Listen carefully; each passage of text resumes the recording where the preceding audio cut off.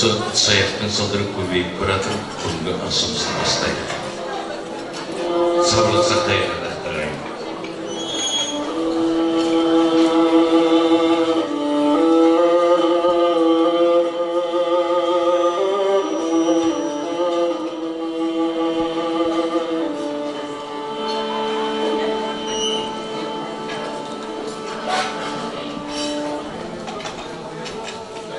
Өліммен өмір араласқан, қара жер бетін қарбасқан, қайранда қайран тіршілік, мезгілдей шығып алмасқан.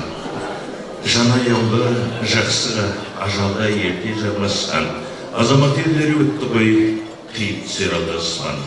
Солардан ерте айырылсан, тірліктен аздап мән қашқан, жыл сайын аршып аламыз, естеліктерден шаң басқан. Елге сені адамның ұрпағы едің, сұлқар. Өмірден сенде өттің-ау, кідіріп бір күн қалмастан. Енді ардақты ағайын, мінекей кеше ғана ортамызда жүрген келместің кемесіне мініп кеткеніне де Зұлбахар ағамыздың бір жыл толыпты. Енді мен осы Зұлбахар ағамыздың қысқаша өмірбаянымен таныстырып өтейін. Асқар Зұлбахар Шайбадинұлы 1953 жылы 13 шілдеде Әйтеке би кентінде дүниеге келген. 1970 жылы Қазалы темір жолына қарасты нөмірі 420 мектеп жақсы бітіріп, сол жылы Ақтөбе педагогикалық институтының физика-математика факультетіне оқуға түсіп, 1974 жылы ойдағыда аяқтап, өзі оқыған мектепке математика пәнінің мұғалімі болып орналасты. Негізгі жұмысымен қатар мектептің бастауыш кәсіподақ ұйымының төрағасы міндетін қоса атқарды. 1997-1999 жылдар аралығында Шамил Жабаев атындағы нөмірі 234 Қазақ орта мектебінің директоры қызметіне сенім білдірілді.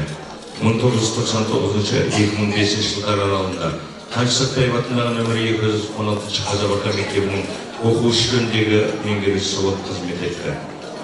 2016 жылы зейнетке шыққанға дейін осы аталған мектепте математика пәнінің мұғалімі қызметін жалғастырды. Ұстаздық кезеңде дайындаған шәкірттер бірнеше рет республикалық жарыстарға қатысып, жүлделі орындарға ие болды. Жоғарғы оқу орындарынан грант иегерлері атанды. Адал атқарған ұстаздық қызметі елеусіз қалған жоқ. Бірнеше рет облыстық білім бөлімінің және облыстық білім және ғылым қызметкерлері кәсіподағының құрмет грамоталарымен марапатталған. 1995 жылы Қазақстан Республикасы білім беру ісінің үздігі төс белгісін омырауына тақты. Зайыбы Құралай екеуі 5 бала тәрбиелеп, олардан бірнеше немере сүйді. Зұлбахар Шайбадинұлы мағыналы мазмұнда ғұмыр кешті. Аяулы азаматтың, ақкөңіл достың жарқын ісі, өнегелі еңбегі әрқашанда ұмытылмайды. Ардақты ағайын, енді мінекей өмірден өткен жыл қалған біз Зұлбахар Шайбадинұлының рухына құран ұстау үшін Әлемсі мешітінің молдасы Нұрбек бауырымызға микрофон ұсынады. Бисмиллахир-рахманир-рахим.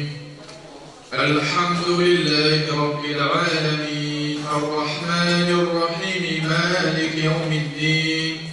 إياك نعبد وإياك نستعين اهدنا الصراط المستقيم الله الرحمن الرحيم إن الله وملائكته يصلون على النبي يا أيها الذين آمنوا صلوا عليه وسلموا تسليما اللهم صل وسلم وبارك عليه صلى الله على محمد صلى الله عليه وسلم سبحان ربك وسلام على المرسلين والحمد لله رب العالمين.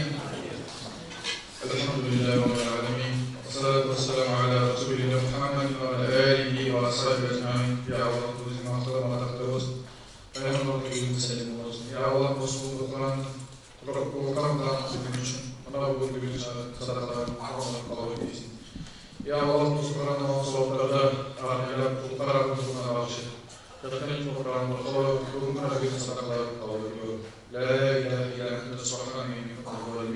اللهم صل على سيدنا محمد وآله وسلم. Endi kardeşlerim, şovuna tükettiğin okulların bir ahmaklarının şıklıdan ağayı yüzükleri gördüğünü sizlere koyuş mutlular.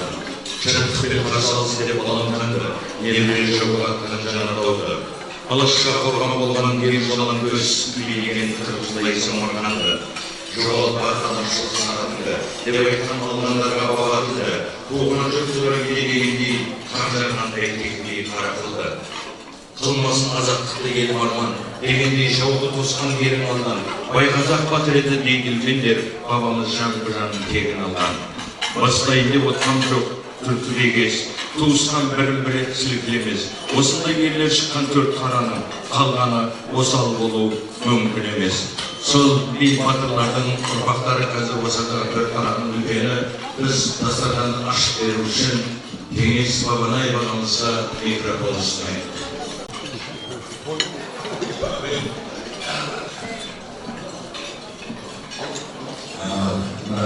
Ақсарайден ағайындар балалар бүгін Зұлыпқа інімізді еске алып, бәрімізге ас беріп сыйлағандар қабыл болсын.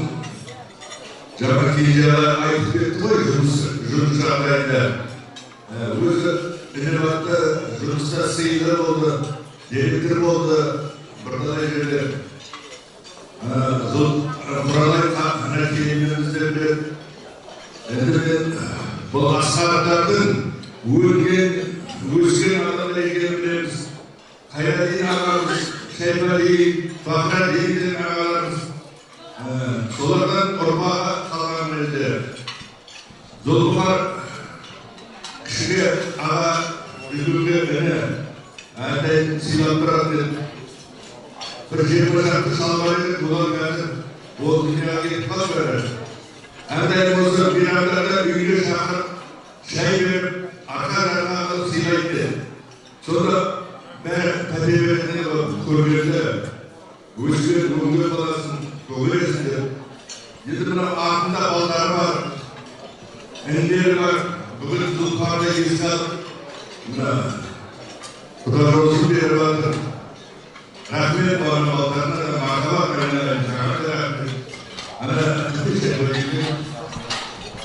O ben rahmet buna. Bu rıza olmayı kırmayı değil o. Dünyadaki o kilit getir. Bırakmada iskalı göğsü. Bağlar sıralarında bakıda olurlar. Dinlerin kavulsun aynaları. Kavurmanlar. Yerde zeyleri uğraşıyorsunlar. Ülküyle sürgüde arttı enlerin. Osman hizmet kılıp, ata ulup varsa, o bir ganimet koy. Bana bärine de bir sağlık dileyip, ağızgörsüzlerim olsun. Her daim olsa Kazak'ın dästürü, öz bilesin, öne versin. Ata babamızdan kalgan dästür.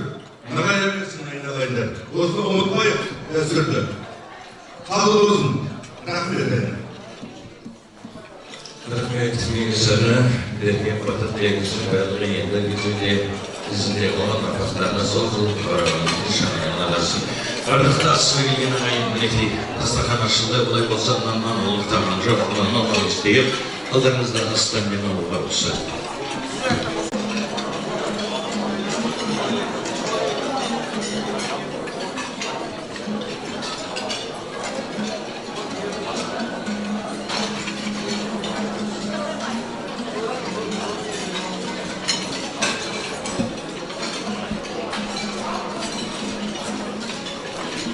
Жылдығы сыдығасына келген ағайындар алдарыңыздағы астанмен алдыра отырып экранға назар аударсаңыздар.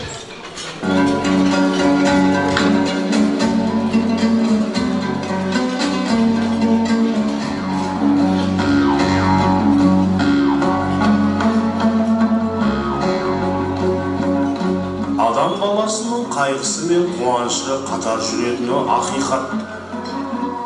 Кеше ғана арамызды толтырып, нұрын шашып жүрген шаңырағымыздың иесі, отбасымыздың ұйытқысы, асқар таудай әкеміз Асқаров Зұлбұхар Шайбадинұлының осы өмірден озғанына 1 жыл толды.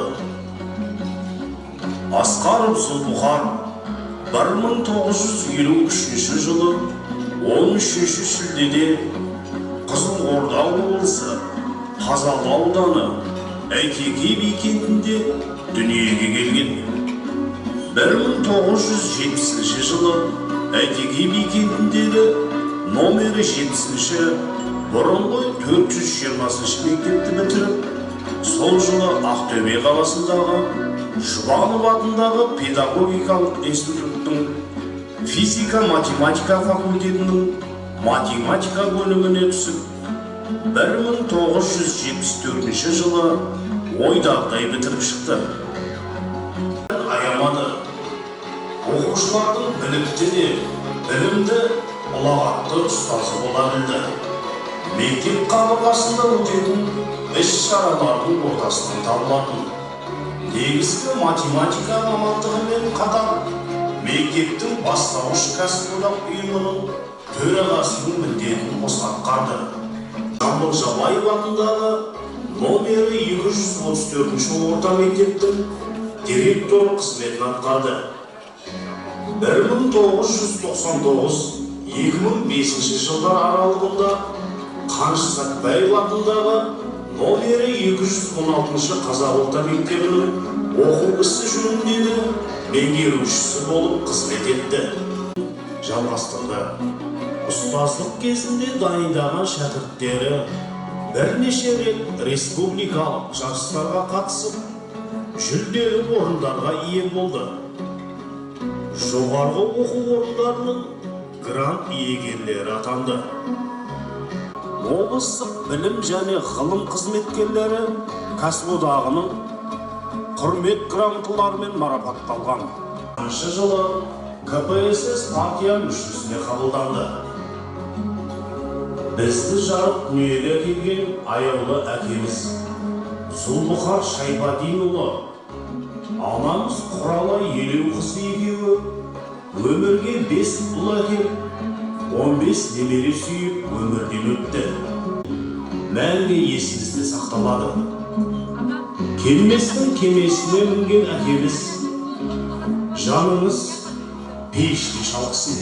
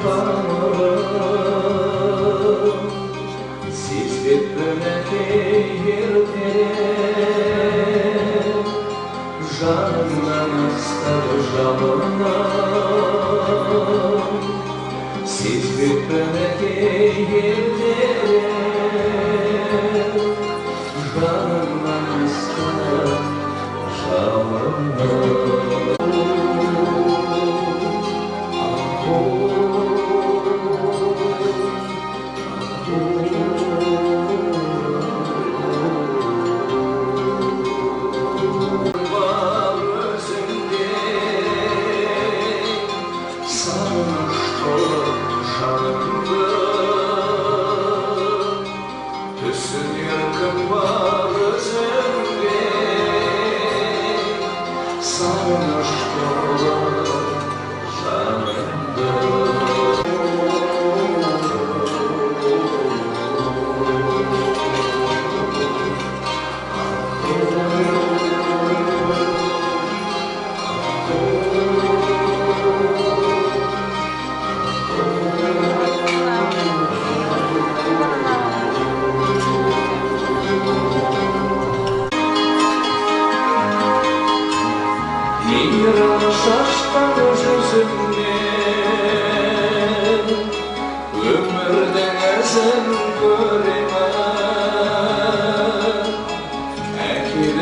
asıl sözünden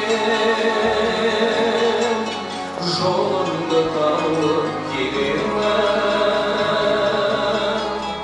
Erkek asıl sözünden Jolunda kalıp girilmem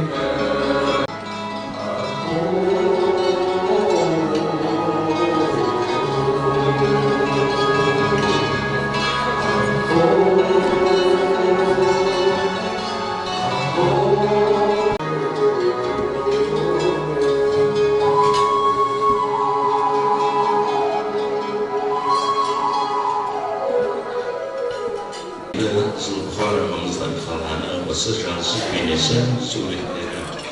Endi aqdaqtag'ayin adam bilan jasamaydi, men jasaydim, onun isi deydi. Endi sol azgina umrimdagi biz Zulbuxaramamiz shunday esdagi so'zlar aytgan şey. Endi aqdaqtag'ayin qabr ahiret aleminin eng alg'ashqi ayollamasi. Бұл әлемнің ақиқаты тек Алла Тағалаға ғана аян. Пайғамбарымыз саллаллаху алейхи вассалам айтқандай, қабір рахаты бар және азабы бар әлем. Ибн Умар келтірген хадистер арасында сендердің бірін қайтыс болса, оған күндіз және кешке орны көрсетіледі. Егер жәннаттық болса, жәннат иелері қатарынан, ал тозақтық болса, тозақ иелері қатарынан. Сөйтіп оған бұл Алла сені қиямет күні қайта тірілткенге дейінгі орның деп айтылады. Сондықтан да шынайы мүмин қабір басына барғанда жүрегі жібіп, жанарына жас келіп, қайтар жерім қара топырақ дейді. Расында барлық тіршілік ажал құшып өлерге әрбір мұсылман пайғамбарымыз саллаллаху алейхи вассалам үйреткен секілді зират басына барғанда марқұмдарға сәлем беріп, мүмин және мұсылман мекенінің тұрғындары, сіздерге Алланың сәлемі болсын. Алла қаласа сендердің соңдарынан барамыз. Алладан өзімізге және сендерге амандық сұраймын деп, олардың жаны жай табуын тілеп, дұға жасауы сауап. Мінекей бүгінгі жылдық аз садақасына да келіп, сауап жинап отырсыздар ағайын. Ендігі бізге естелік сөз кезеген сол Zulbuxar бауырымыздың нағашысы, яғни айтқанда осы әулеттің нағашы қауымын Дамбай нағашысы бастаған топты ортаға шақырайық.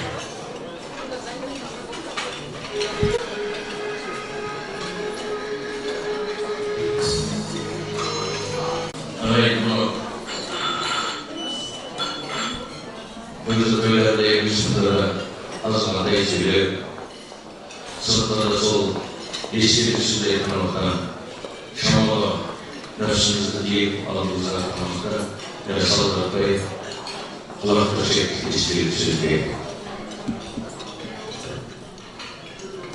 Ағайын Zulbuxардың ойын болғанда өмірі болып білгенде көзі ашып өмір. Ауылдар келіп, балаларына ынтырасын беріп жатыр. Өткенде өз. Zulbuxar ақылға, ұқсатқа, адал ақырған азамат еді. Енді оны Алла етіп жатыр ма? Алтын жаратасын. Қаржымыз сол болды. Шәкірт тәрбиеледі. Өз ұлдарын тәрбиеледі, ақылы оқып өтеді. Бәрін бір шағыртып қойды. Мен айтқан бұл тәрбие өмір кішігірі көр. Алтын жаратасын, жатқан жер жайлы болсын, топырақ торқа болсын, иман жолдасы болсын деймін. Жасамаған жасын, ұрпақтарын өсін. Енді қалған уақытта бұлтасырып әр уақытта тойға жайсын деймін.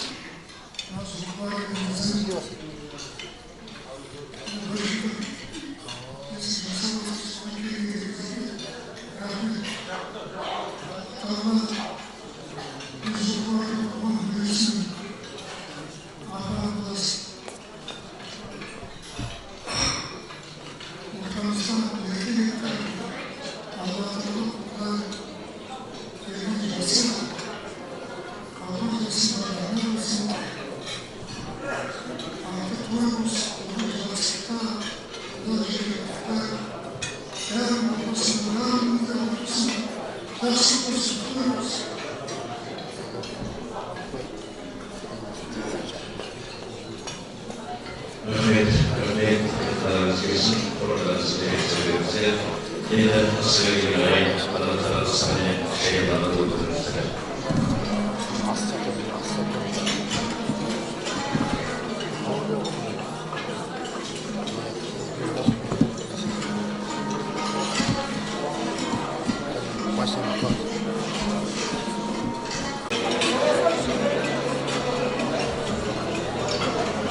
Endi to'xtagan sal-savurlik satay biz tag'ida esdek so'zga deganlarga joylashtiraylik.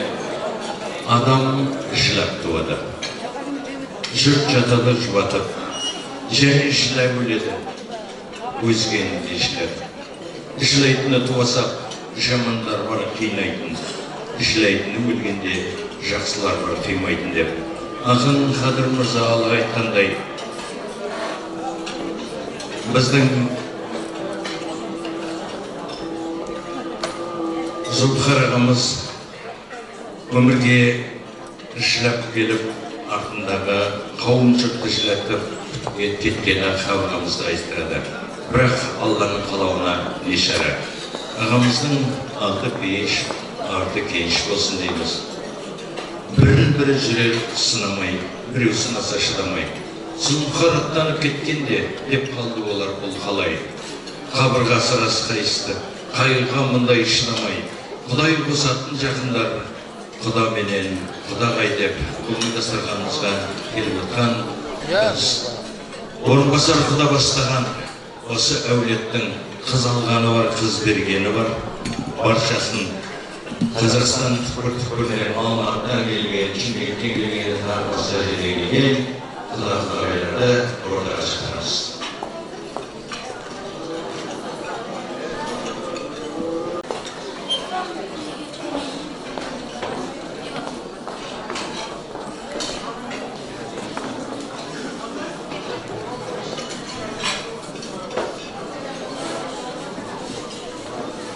Sel-savurlik satay to'yxonada barxamizga kengi solmay pul qo'yimiz Zulfar ağamızın жылдық sadaqasi so'nda o'tirgan joyimizga nega kelganimizni bilmayman. Endi hurmatli ayollardagi esdalik so'z aytib kana kengi ağamız aytdi asfalt davlati o'sgan bo'lgan ishandi. So'nda Alloh edi Allohning ismi bilan Karnıydı, beş olsun Allah'ın arkasın. Evde isteyip söyleyeceğine üzerinde olsun. Oturayım oturma.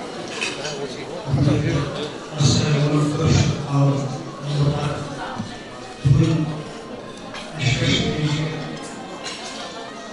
dağımızın, çocuklarımızın,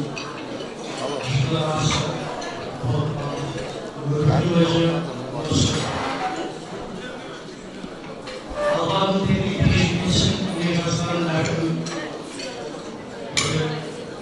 büyüğü yerke büyüğü geç yerinde olmasının dolayısıyla niyetin ufak devri ufakta ilgi oluyoruz ya sağlıklı niyetin Allah'ın gözünü açtıklarına kul Allah bizim şartlar yerinde bizim olsun. Taban ömrün ufaklarına, oğullarına, ardında kalan kardeşlerine, kendi ortağımıza harcansızlığın değiliz. Ömrünün tanrısı, verimiz, dinimiz. Ömrünü işinde unutmakız. Kalan peygamber ömrü, olsa otun aslında, olsa öğretin aslında, peygamber toy olsun, diye aynı koyan şeyler koyabilir. Böyle iman, peki, diyebilirsin.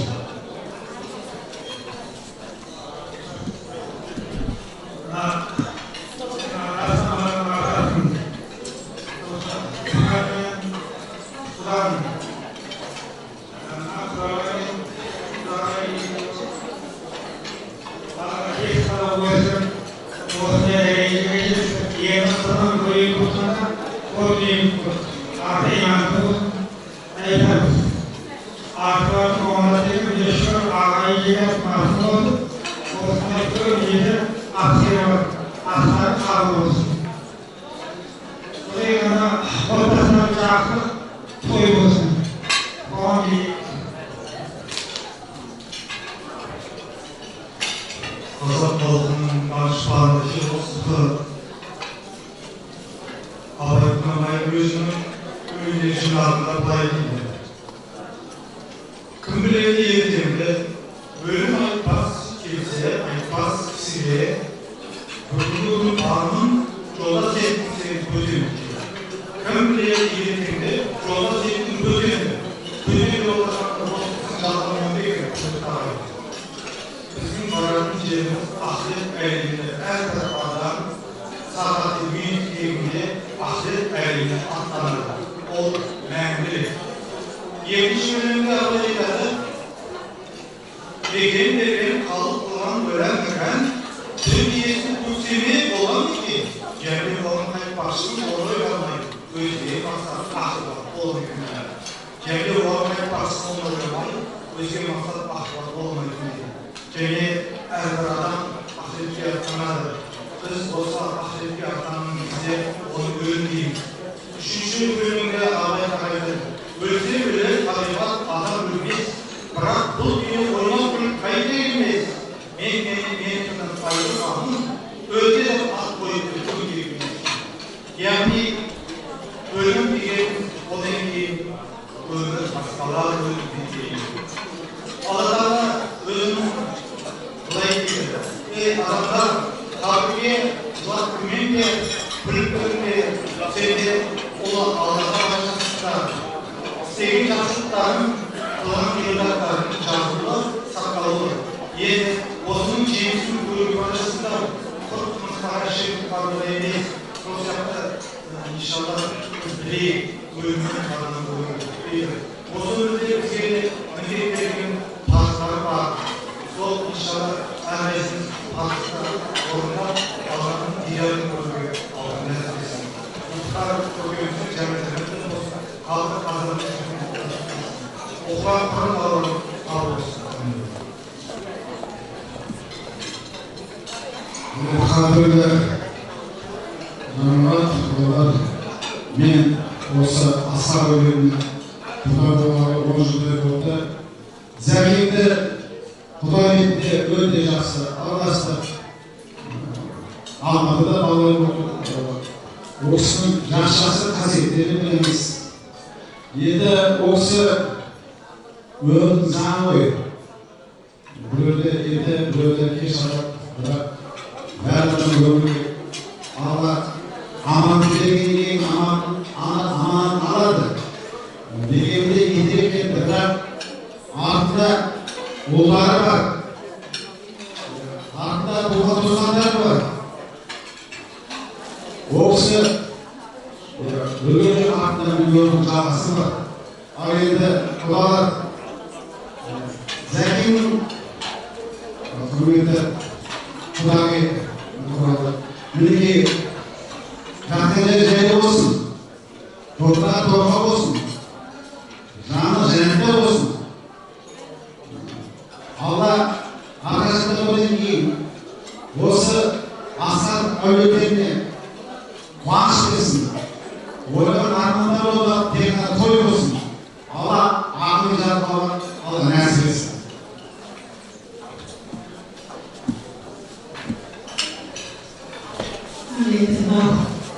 Көпшілік қауымның алдынан жарылғасын, айтқан тілектің бәрі қабыл болсын. Біз мынау Зұлханың ең кішкентай інісінің келіншегінің әжесінің де осы қайғыларымызға ортақтасып келіп жатыр Қызылордадан. Айналайын, көптің тілегі қабыл болсын, мынау берген садақаларың қабыл болсын, жатқан жері жайлы болсын, мынау көптің тілегі қабыл болсын. Айналайын, үйлеріңде той болсын, енді келгенде тойға берейік, аман тойға жеткіз.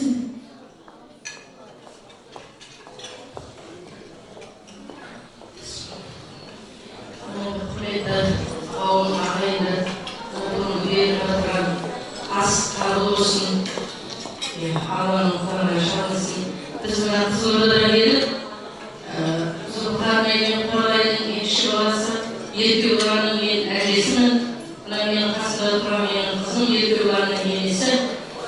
Ал енді ағайын құдамыздың жатқан жері жайы болсын, торқа болсын, иманы жолдасы болсын. Алды өзіне жарық болсын, артып ағайын балаларына кеніш болсын, ет болсын арты. Ендігі жерде жаманшылық болмасын шаңырағында, тек қана қызықшылық, той, жақсылық болсын. Қалған өмірін балдары артында қалған құралай айналайын, өзіңе бересін. Аман болсын сенің шаңырағыңа, тек қана тойға жиналайық.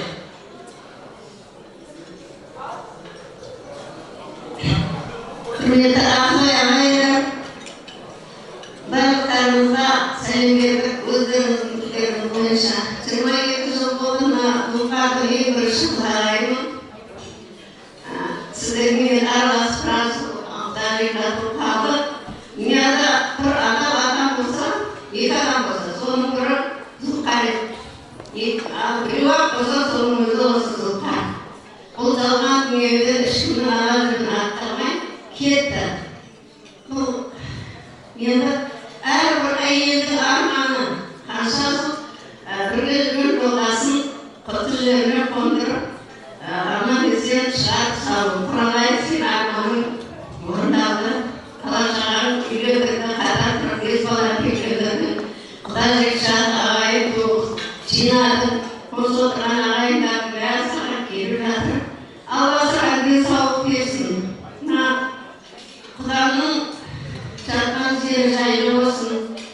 Бұл жалған дүниеден ешқандай қиянат жасамай кеткен адамға пештің төрінде жатыр деп ойлаймын. Алла орнын пештің төрінде болсын жаным.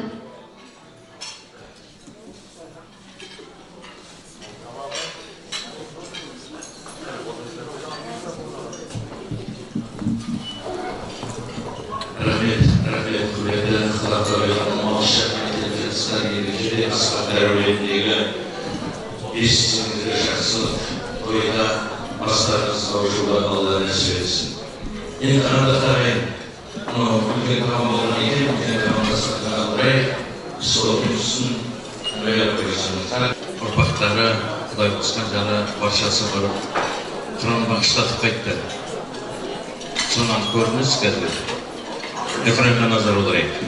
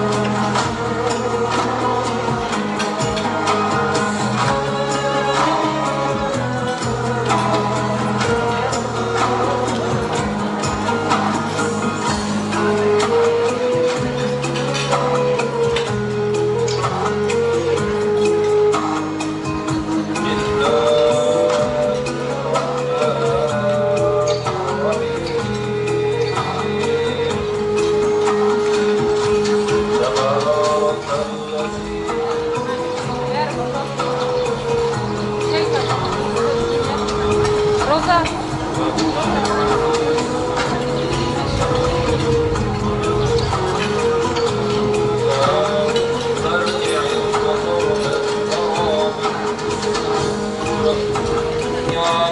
صالحا وجعلناها رجوما وهي تفور تكاد تميز من الغيظ كلما ألقي فيها فوج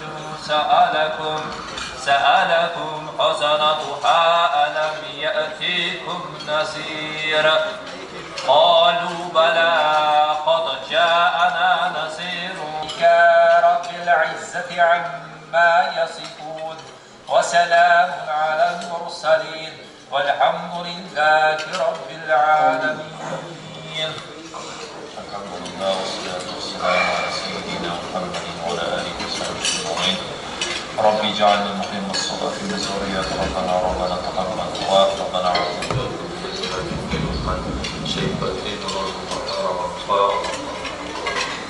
Allah'tan olsa tasdikte Kur'an-ı Kerim'de Müslüman'ın olmasında haberlerini yapıp para koyup çağırıp Allah'tan Kur'an'ı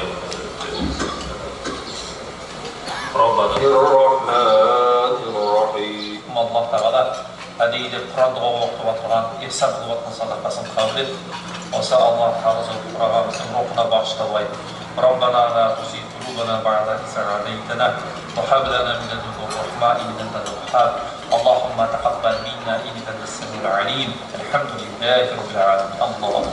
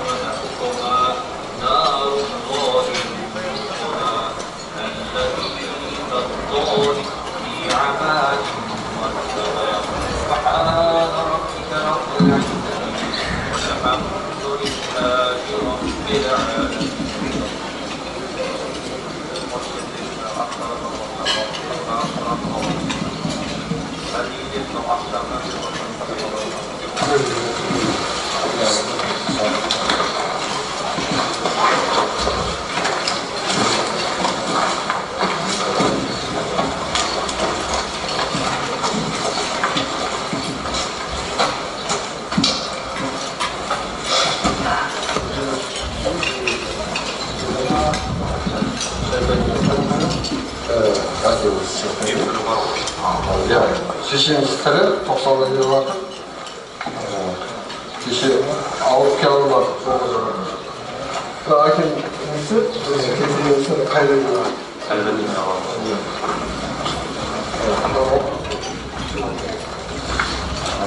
Allah.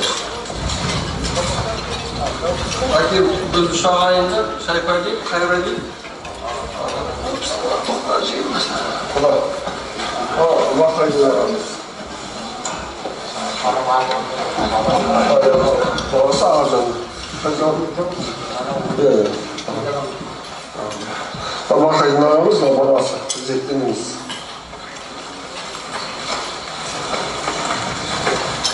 Şimdi Xuday. Әжелер бүкіл біздің төртқара шал аржағында анау Алмас ағамыздың әкесі шешесі Әбдірман, мамасы ол папасы 60 жасында кетті, мамасы 3 жасында кетті. Оны аржағында да күндезде тоже біздің жақын ағайындарымыз үшін. Bizim zaten әкем Қазақстан ғой. Осы жерде біраз ағайын қорды дейден.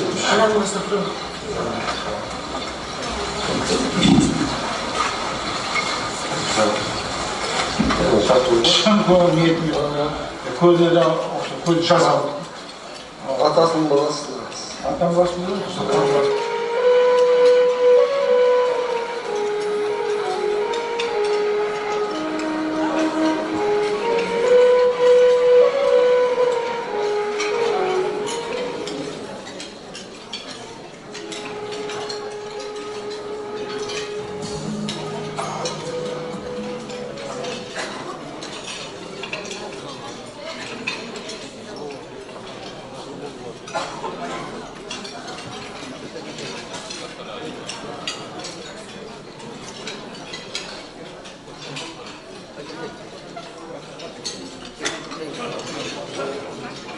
Mine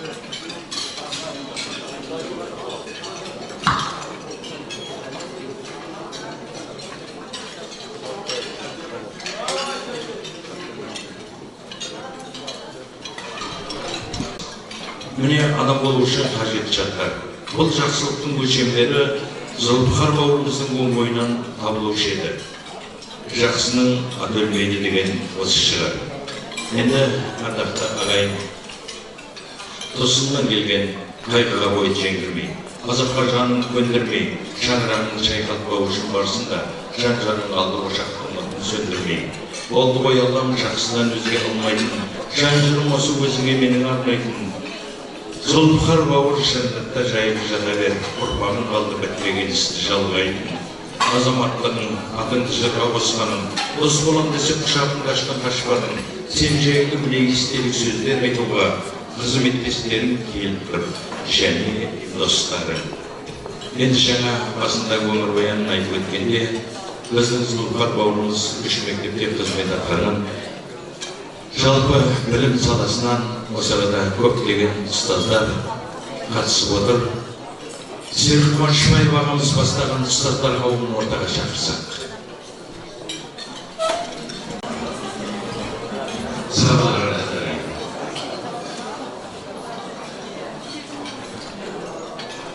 Қадірлі бүгінгі күні асқа жиналған ағайын, қадірлі құралай, мінекей енді жаңа осы шара басылымына бері әріптес, жолдас, дос, өмірден өткен Зұлпықар жайлы жақсы әңгімелер айтып жатыр. Оның рухына бағыштап, артында қалған балалары әке рухын асқақтатып, ас беріп жатыр садақаға. Алдымен осы садақаларыңыз қабыл болсын. Зұлпықар жөнінде көп әңгіме айтуға болады. Мен енді жеке өзім осы білім саласында келе жатырмыз. 40 жылдың ар жағында Зұлпықармен таныспыз. Әдепкіде әріптес болдық. Кейінірек жолдас болдық. Өмірдің соңғы кездерінде дос болдық. Ал енді осындай қарым-қатынаста жүрген кезімізде Зұлпықардың бойынан көп адамдарда кездеспейтін азаматтықты, кісілікті, тазалықты, көпшілігіміздің бойындағы пендешіліктен Зұлпықардың пендешілігі өте аз болатын. Жоқ деп айтсам, әрине Құдайға шүкірлік болар. Ол тазалығы жағынан да, біреуге болсындығы жағынан да, біреуді сыртынан да, көзбіше де, ғайбаттау дегенді білмейтін, қолынан келгенше жақсы тілек тұратын азамат еді. Өмірдің заңы бәрімізде тоқтатпа келеміз. Өмір бар жерде өлім бар, біреуге ерте, біреуге кеш дейді. Енді пешенеге жазылған өмір өлшеулі, бітті, сосын өзі Аллах'ға керек адамын өзі алып кетті. Ал енді біздің түсінігімізде бұл дүниедегі жаңағыдай адами кісілік қасиеттерге ие айналасына тек қана жақсылықты шуағын шашып жүретін адам от елінде төрінде пеште дегенді әлімізде айтамыз. Сондықтан да Зұлпықардың да орны пеште нұр шалқып, ол жақта да жүріп жатқан шығар. Алтын жарылқасын. Біздер енді мынау 216 мектеп, 234 мектеп, сосын 7 мектептің ұстаздары осы өкілдері қатынасып тұрмыз. Ал енді қарап отырсақ, барлығымызда тілегіміз енді Алланың жазудағы нәрсеге ешкімнің шарасы жоқ. Біздің тек тірекендердің қолынан келеді. Қалған осы әулеттегі қызықты құралай бала-шағасынан Құдайым ұзағынан көруге жазсын. Зәкеңнің отының басында ендігі жерде жақсылықтар болсын, той болсын, қуаныш болсын деген тілек білдіріп ағайын.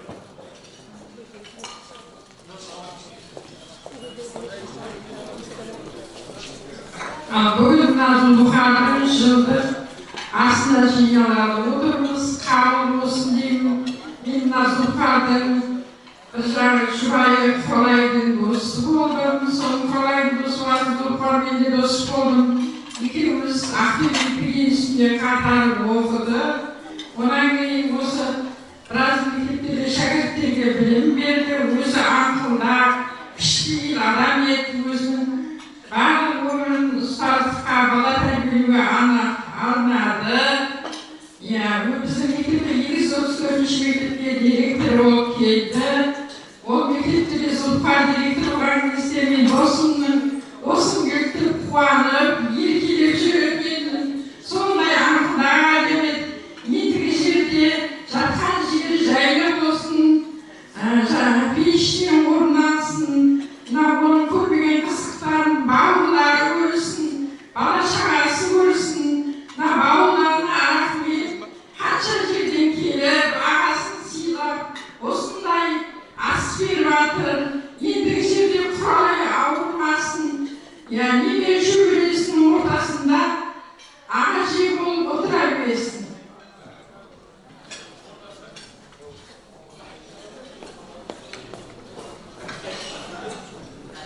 Құрметті ағайын, мынау енді Бұхар досының асын жинап отырмыз. Енді мен де Бұхармен он шақты сөз бірге жұмыс жасап, мына екі дос директор болып кеткен дегенше. Оның арасында жақсы құрдас болғаннан кейін екеуміз бір күнде туғанбыз. Өте жақсы жылдас болдық. Оның ішінде Құралайды қарындас деп оны көбінесе әзілеп мен күйеусін дейтін. Мына балдарым менің жиенім. Әзіл жарысты ақырын ойнар екен. Олар қарындасымыздың, Бұхар досымыздың ата-анасында көрдік. Отбасы берекелі, керемет отбасы болатын. Елбасынан қызмет етері айтады, мына жұмыста қалай қызмет еткенін. Отбасында да өзіміздің үйіміздей қалай ойнап біліп, осындай қалай тойларында біліп болғанбыз. Енді өмір осылай біреуге ерте, біреуге кеш, достары жүр, олар жоқ демекші. Енді мынау ағынан шаққасын қай уақытта.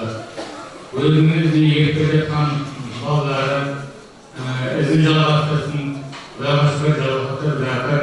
Әлде де сол ізді Құралай тағы бір ағайындар бастаған отбасы жақсы өмір сүруде. Тек Бұхардың орны ойыстырыпты дейміз ғой. Алтын жатқан қай уақытта Бұхар балдарының қырқын көріп отыра берді. Әрі қарта өз көндіріп, қызығына бара берсін. Қалған жататын балдарына берсін. Достарына атқан olsun. Sultan жаңа келжал айтты ғой, бәрін адам айтпады, осы Sultanның қандай есебі. Сол 70-ші мектепте осыны бітірген мектебіне қайта мұғалім болып келіп, бірге бірталай жыл жұмыс істеді. Және жаңа кәсіподақты басқарды, кәсіподақты басқарғанда қасында екеуміз бірге жүрдік. Өзі біздің мектебіміз Теміржолға қарай, Теміржолға қарайтын мектеп еді, Теміржолға тиген заттардан мына кәсіподақтарға береді. Ол кезде дүкенде ташы ма білмеймін. Соған келген заттарды бірдей қылып бөл, апай дейді. Ойбай жарайды, оны не істейміз бізде. Соған бір күні күлеуге келген ғой. Апай, сол күлеуің күні жеткенше бір метрге бөліп берші дейді ғой. Әйтеуір Бұхар жаңа ортасынан кім бір метрге айтып алатындарына кезектесіп бере берейік дейміз. Сонда Бұхардың әділдігі, адалдығы, елге, халыққа, өзінің ұжымына класс жетекші болып, класс жетекші интернатта болып. Интернатқа кешкісінде, күндізде балдарының қандай күйде отырғанын біліп, жиі келіп тұратын. Қазір енді мына газеттерге ауылдарға тоқылдақ пойыз шықты ғой. Енді сол тоқылдақ пойыздың шыққанға әуелі Алла дейін, екінші Сәтбаев Бақыт ағай. Оның қасында мен Сербі Астана деген жерде жазып жылдай жасамыз. Соның арқасында, әуелі Құдайдың арқасында Тоқылдақ деген пойыз шықты. Қазір енді ол ұзарту Астанаға дейін барады. Сонда бұл ұзартқа сонымен айтады. Ал Зұлпықарға жетекші болған кезінде бұндай пойыздар жоқ. Таварный деген пойыз бар, соған балаларды мінгіземіз. Бір күні балалар ағайынмен келісіп, жаңағы туған күні бір нәрсе жасайтын болған ғой. Бұл тек Зұлпықардың кішкентай өмірінен айтып жатқаным ғой. Ақ көкірек адам екенін. Сол балалармен бірге Таварныйға мініп, жаңағы туған күнге барады. Ол Таварный тұрмай, көлік деген жерге бара жатыр. Сонымен айтады ғой, бір жерге келгенде пойыз жайымен жоқ дейді. Содан балалар да, қыздар да, мен де бәріміз қардық дейді ғой. Қайта құмның үстіне түстік дейді. Сөйтіп тойлап келдік дейді. Сонда балалармен де тіл табыстық. Үлкенмен де, кішіге де, бәрімен тіл табыстық. Жүрегі адал, аузын ашса аржағында көмекіне көрініп тұр келетіндей. Жақсы, адал жігіт. Айналайын, құралайын, бір жағынан құдайшасың ғой, Аллаға шүкір, балаларыңды бәрін үй болды, екеуің тең отырып, жаңағы құдалардың төрінде отырдыңдар. Біздің Зұлпықардың жасына жетпей, сондайға жетпеген адамдар да өмірде өтіп жатыр, көріп жатсың. Енді жерде шүкір ет, мына Құдай жолын қабыл болсын. Bizim Zülkar'ın aldığı piyiş, artık geniş olsun. Ona yine nemeli şöyle şekilde toyunun bärin ağay tuzkanını bärin gözün böyle akıra vereceğim.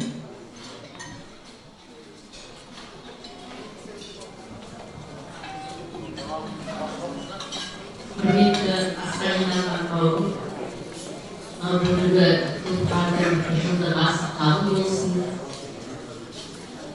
Артында қалған балалары аман болсын. Әрбір адам өзінің баласымен мың жасайды дейді ғой. Зұлқарды мектепте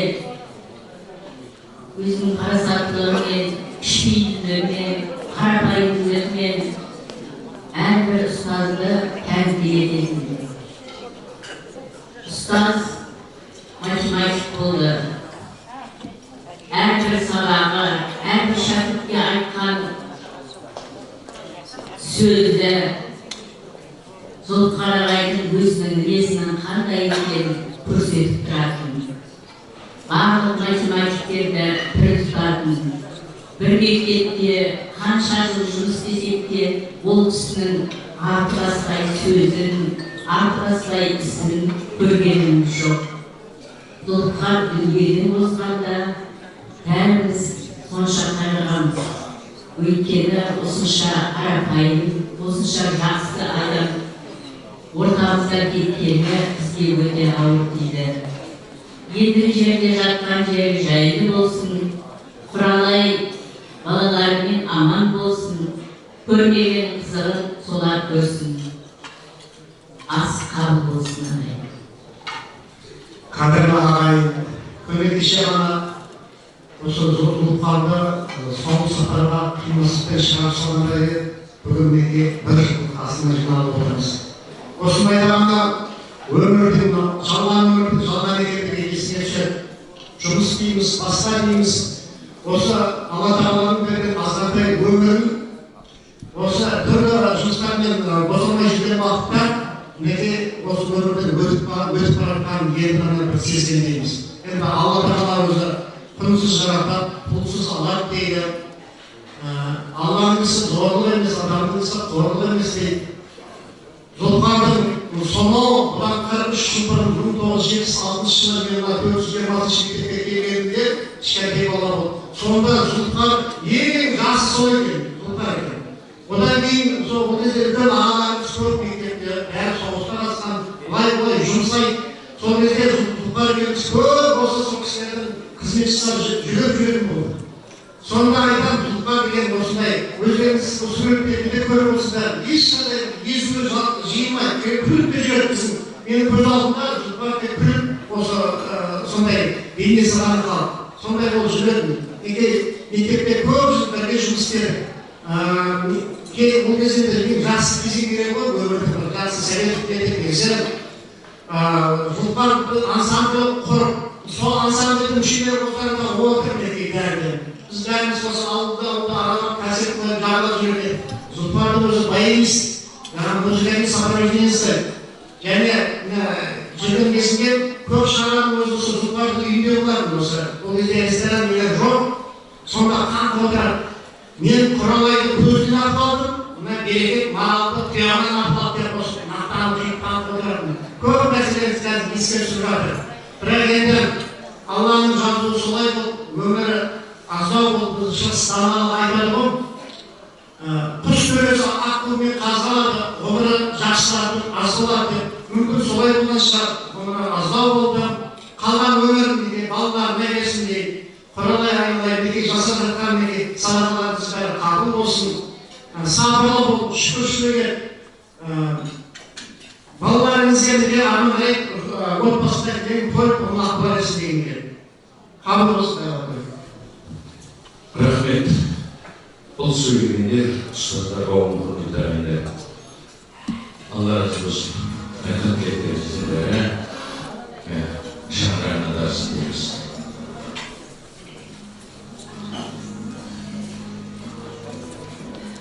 Енді ардақты ағайын. Хадистер адам тәрбиесінде жай барған ешбір пенделік парызын орындамай жүректі өрмей болады деген білдірмейді. Әрине, мұсы мен үстінде жүресің, барар жерін қойнау. Үстінде жүріп күнә жасайсың, ішіме кіргенде қазағын жұрдасың. Үстінде жүріп парқарып күресің, қоймай егенде шайсың. Үстінде жүріп орынсыз шаттанасың, ішіне кіргенде соған көктейсің. Үстінде жүріп малын жинауға әрек боласың, ішіне түскенде күйінесің. Үстінде жүріп тиіп салынған қарамды жейсің, қойнауға кіргенде сен құрт жейді. Үстінде жүріп тәкаппарланасың, қойнауға кірсең қор боласың. Үстінде қуанып жүресің, ішіне түскенде қайыр барасың. Үстінде жарық сәуледе жүресің, ал менің қойнауым қара түнек. Üstünde balışa, dışarı ayı sırasında жүрсің, ал қойнауында жапалақ жалғыз қаласың дейген. Сондықтан да барша ағайын бар жеріміз бір адамзат баласы пендешіліктерді тазарып, өмірде қайтқан мардық жақындарымызды жиі еске алып, артынан құран бағыштап тұрсақ, оның сауабы әр уақыт ішінде өзінің ішінде мол болмақ.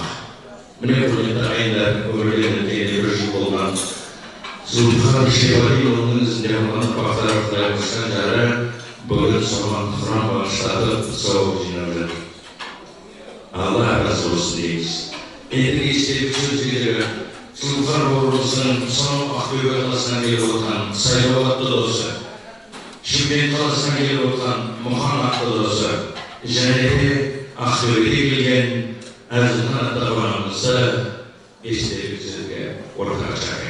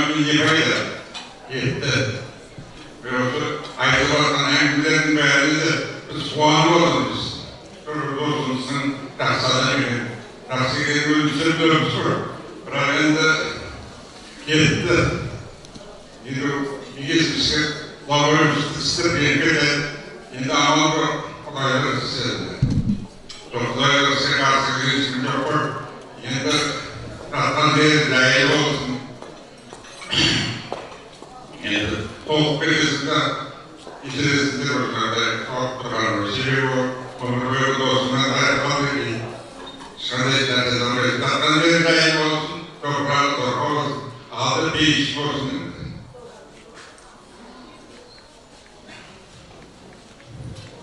Qadrmenli ağay, asıl yılın qol. Men janağı Zulbağ'ın institutda o'qib o'rdasin. Yegimiz bir yılga bölünüz. Sol institutun basılarından ayaklanınca bir grupta yaptım. Dergen günde azgana vaktin içinde ayıp olmanın gücülüğü yok. Tek kayısırlana eser alan sizlere dayılayım. Aldı ben özüm tanısıp vereyim. Ben Akköy Adası'na geldim. Ya ruhum 12'ye bayıldı. Onun içinde altının memleketi. Endi sizlerge aytdim.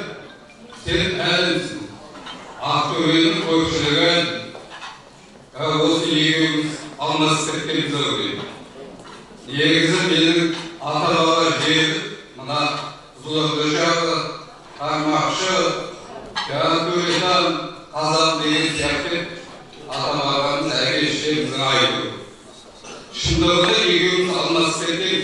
Sen Aktöy'ga kel, men sen o'rniga keleyim deydi. O'sha quvonchimni qiymaydi. Mana söyleyip zergeydi, kıymay ayıp kaldı. Ne dersin olsa da Allah'a ya dürüst koyuyor Allah'a. İşlerinizi sevmeyiz.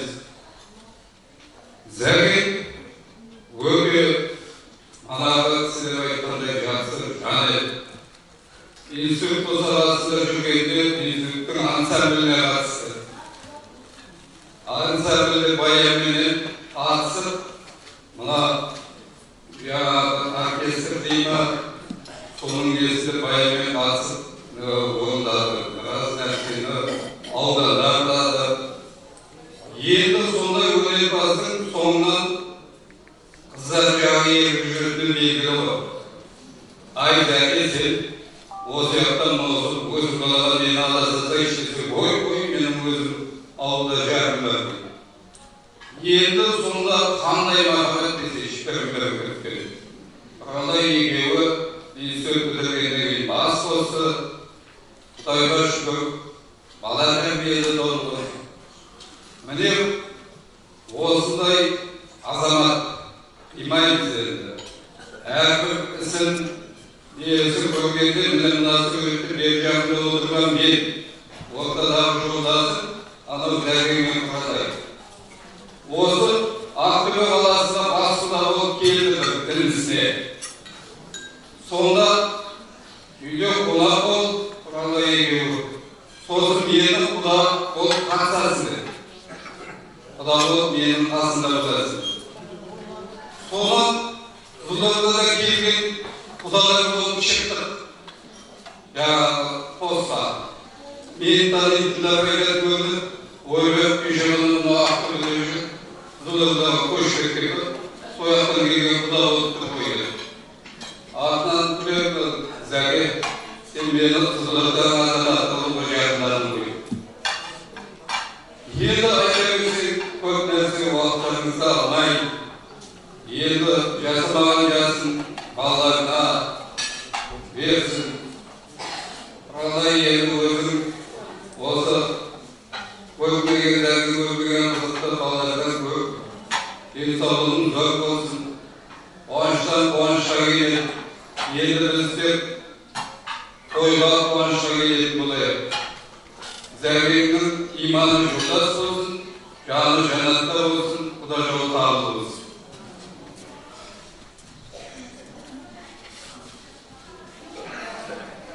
Biz Zerge'nin birge tanısal siyasi köşesinde eğilen Sarkoğlu. Bu balık eğilimde bir gösterip bir oynadı. Musikali şokada bir oynadı, bir gösterip. O yaşayın diyen Türk'ün aklısı Zerge'nin şüpheliğinde tam koşuşlarında ülkeyle şarapta değil, mahvolutlara işimizi sürekli gösterdi. Diyen Doğu Zerge'yle Türk'ün olsa Fatih'le ünlü, Fatih'le Afas'la arkasına bu da işimiz için Мен қайтемін. Алғанша, қандай болсын, топырақ болсын, қалған топырақ асын алтан береді.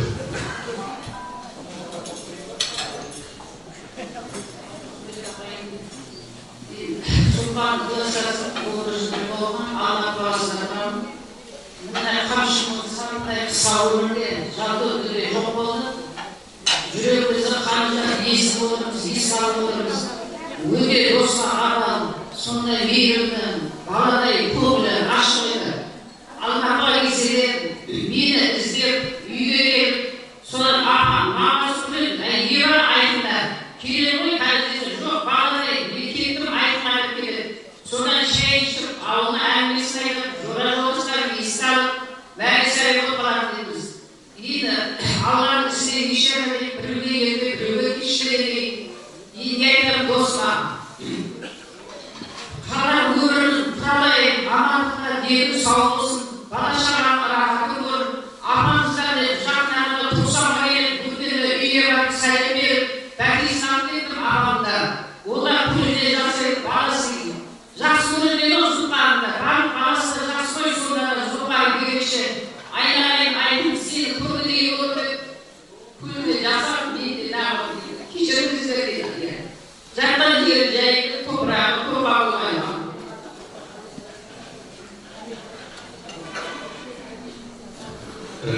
Rahmet dostlar. Endi Qozog'iston Turk dostlari güzelliğe karşı to'ylarga Alloh nasib etsin. Rahmet. Endi navbatdagi suvlar suzgan kemeningizni olmaydi. Hadisalar bizni to'lqinlarga yıkamaydı. Tarih betine şarap saygılarımızın davul olduğunu ben bu şey olmaydı. Siz kalıbı alınca soldayan bey. Kıramıştır, bu paramız sizsiniz. Bizde bakalım, darımızdan şartlarda. Evet, bugün asımızın ortasına özünün bağırı şarapı değil, çakayık. Ortaga ortalamak için және де тағдырдың қатал тезінде сүйенің дедің езілме, қуаты болдың зәкеңнің отының жанған көзінде, жақсы әйел үйдің жарығы, міндеттің көк көзінде, әйелің деген бар ғұламалардың сөзінде, қорытындысы. Programımızın çıkılasını yürütürüz, insan kurayısını yürütürüz. Oradan bir kanşa ülkelerimiz kıyısıyla yapacak. Asıllar kavramı kanşa ulan sildiriyor. Kutallarımıza yapacak. Dostlara yapacak. İslam'ı sildiriyor. Sizlerin her vakta Allah'ınıza jarıklasın. Allah razı olsun. Kanşa mamaklarımızın böyle ağayın için altında kanşana birisi direkt yaptı. Her vakta Allah jarıklasın. Kabul olsun. Ayıklan dilekleriniz kabul olsun. Bir kişinin kulağına salıp her vakta kabul edilsin. Her vakta aman istediği olayı sizlere tek iyi sağlık diyeyim. Aman olunuzlar, yerin iyileriniz sağ olun, ırkağınız aman olsun. Tek basımız жақсылықта, тойда қосылсын. Amin desin. Rahmet. Endi hurmatli ағайындар, жағылмайтын жақсы сөйлейтін керек болмайды дейді. Оны қазақта айтады.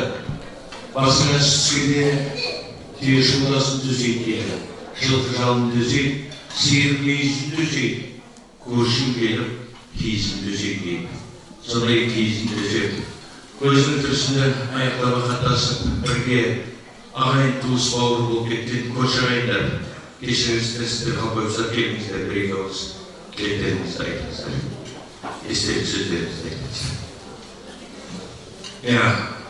Барлық бағанадан бергі естелік сөз айтқанда бұндай жиналмай еді, мінекей сіздерге бүткіл асхаттар әулетін жинап қойып тілектеріңізді Eliniz ben gelip ettiniz. Geliniz. Assalamu alaikum. Kamsarak durmaydınız değil mi? Allah, hürmetli asılacılar qavım. Biz mına Ahmet Baytırsun köşesinin тұрғындарымыз. Ол жаңағы өзінің мұғалім болып, жаңағы мектепте жүрген тәжірибесі ма, осы сол тәжірибенің арқасында осы Байтұрсынов көшесінде де ұйымдастырушы кәдімгі іс-шараны ортасында жүретін еді, ойласатын едік. Мен сол көшенің үлкенімін. Оның семьясы, әкесі, мамаларымен бірге көрші болдық. Мамасы Құдайға шүкір әлі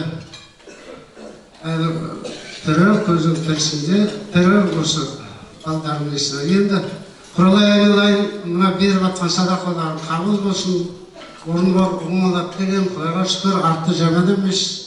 Ас қабыл болсын, осы рахмет мына балдарына да мынандай үлкен ас беріп отырған қабыл болсын.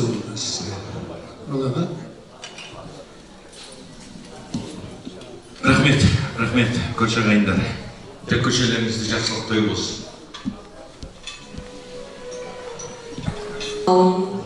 Мен ұлттарын еске алып, келіп отырғандарыңызға үлкен рахметімді айтамын. Ағайындарым, мектеп ұжымына, білім бөліміне, мектеп басшыларына көп алғысымды айтамын. Өзімнің артында алып мен тілегенімде сол еске алып сіздерді шақырдым. Жетісінші мектептен 216-дан 234-тен бірге жүрген тайымды бірге білген мектеп қарындасымды шәкіртті білімдерді бірге сусындандырып балаларды еңбегін айтпасындар, Алланың айтсын дейін, көзгөрген айтсын дейін ғой еді. Мұздықтардың жасын айтпасындар. Көршілерді егіп жатыр. Ағайын туыс, Құдайши жатарым Алматы ақырында егіп жатыр ас жерден. Бәріңізге де басып рахметімді айтамын.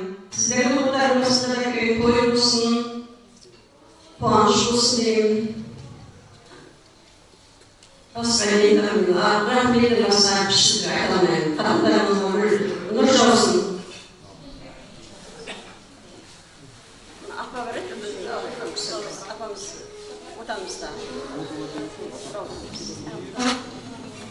Құрметті Ақсай келген қауым, бүгін Ақсай үкіметте үлкен ас беріп отыр. Құдамыздың жатқан жері жайлы болсын, толғағы қорқау болсын. Артықтаған жайлы, бақытты райы болып, балалардың қызығына бөлен жегірсін. Өшелі соңына ерген ағайындары Алматыдан келіп, бәрі жүктес болып осы үлкен асты беріп жатыр. Қабыл болсын деймін. Енді өзінің қазақтың ырымы бар, құдардың басына ақша болса, басына артайын. Қабыл болсын.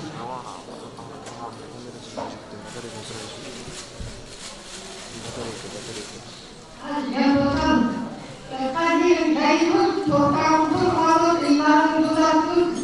Allah botalarına yamancılık bilmesin, yaklık bilsin. Babalarının botağında babaları amanın tarakları tatlı olan, yaprakları kaynalı, tümünü kukkulun, kırkanların, ülkesi elvaka değiliz. Ey atalı elvaklarım, kapıda kalan bağlarımda, amanakta, tileğini tilek, utalı utak, tüytüken kaysın otam. Aklımdan saraylayın. Yaprakların kaynalı, bir sarayda bir türlü yığılıp, yığılıp, kalıp, Kılamaydı, ortasında mehmet tahta koyar adaları elvaklar.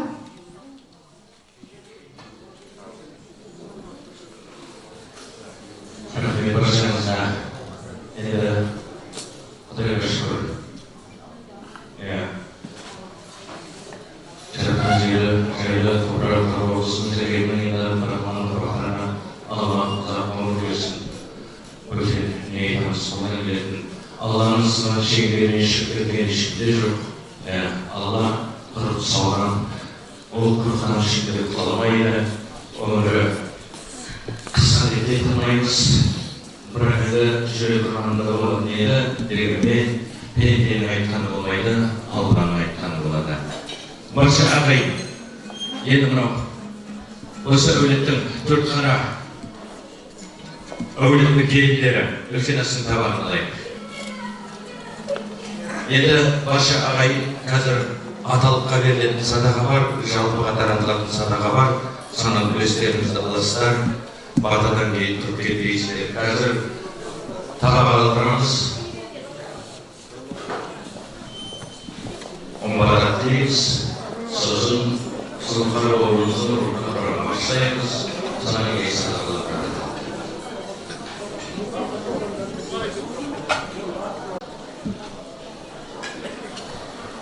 Баршаңыз мұны іздеп алған ұрпақтары Алла-ай, бата берейін деп жатыр, орындарыңыздан тұрып, Алла әмин есінде боларын жайып осы батаны қабылдасаңыздар.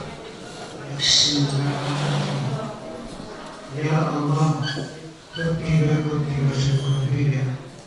Her kaşında ballarım, açta kalın ırpağı, damın şalkası olsun.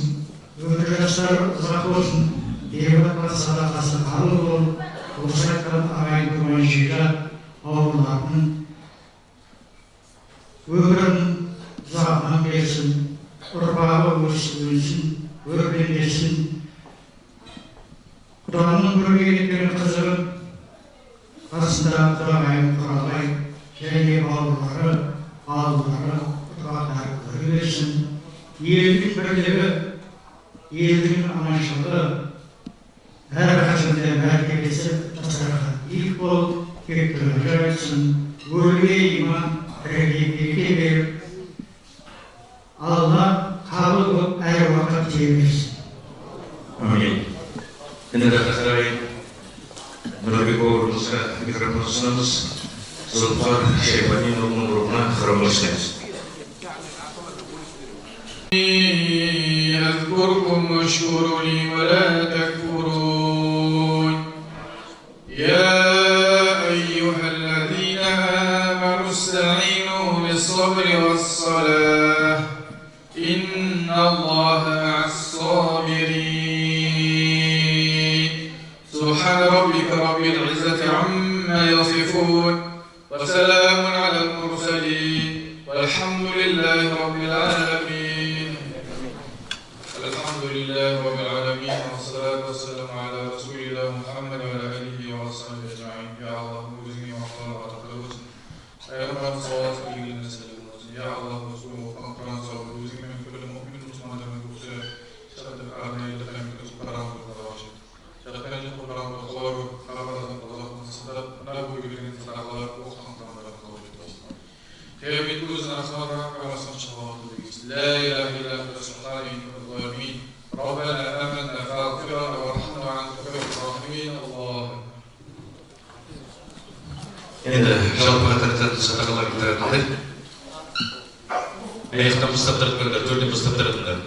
Төрде қай уақытта елдің ақсақалдары отырады, сол төрден бастап таратыңдар.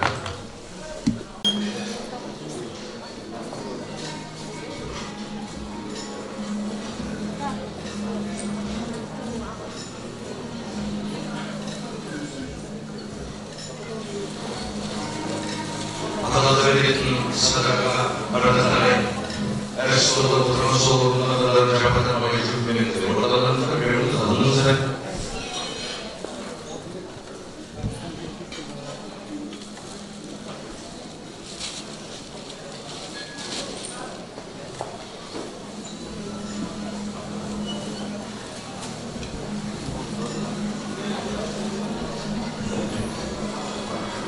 Енді құдағайы жасауды сақтап, мына қалыпты беретіндеріз біз садақадан айтамыз.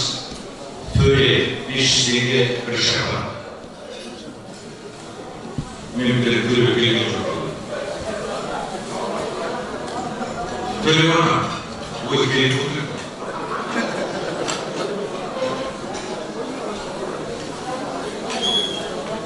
Бір шаға 500 теңге қаша. Қожа, 1000 теңге бір шаға. Қожаға алығына келіңіздер.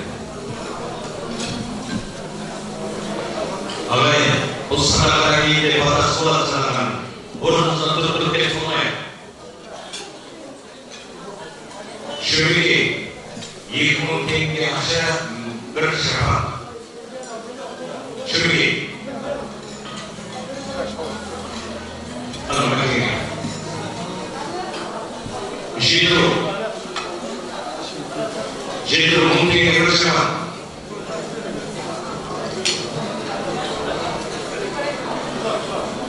Жетіру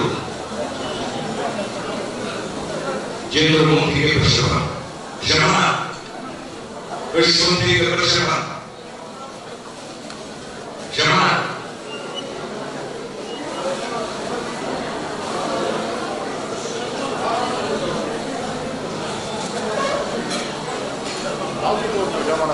Senada itu hayırlı yaşam şükürü. Karamasa, Üstün diye görüşemem.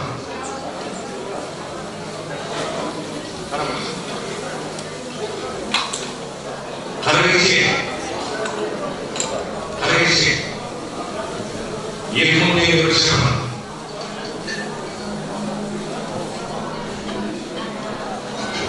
Karamasa, 2000 diye görüşemem. Karamasa olur mu? Geliyor.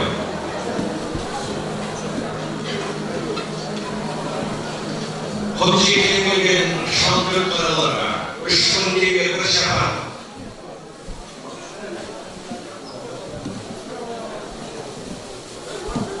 Oşada 10.000 tenge görüşemem.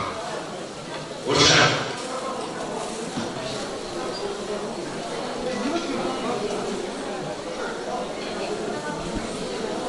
Yarın besmeleler kesin, öyle kadar bulmasın, parmalar bulmasın. Mesela diyecek olsun, adamın arvahlar olsun. Ketken gelsin, ketken tolsun, yolların ak olsun, basarına bakmasın. Bak arasın, kırdarsın, belli, kavf kaderdi. Avrular sakaldan, telliye koyduğun düşmanlardan buraya saklasın. Videoyu üstlerinde arayın, tuzkan balaşanların aman olsun. Dasarlardan birlikte olsun, Kuda yolun kabul olsun. Bana zuluklar elimizin kalkan cezayı, toprağı olsun, can cennetler olsun, avur toprağı cezayı olsun, karan cezayı zarap olsun, altından zaraplasın, peşte tör olsun. Osu zuluklar elimizin koyduğu gerekir kızılın, jassılın, Kudayı ballarını verirsin, yenileceğinde. Avurmayı sarkamayı olsa, balları uyusu vurgulde, uzak uğursun. Akılın iskin alıp durup, Kur'an bağışlar, gözleri vurguli verir, koğuyu verir, koktuyu verir. Allah'tan gelin marhabat elinay, bakıtlı ol seçimi sevmeyi, bakı size toyla, kuvarsı nasıl değilse.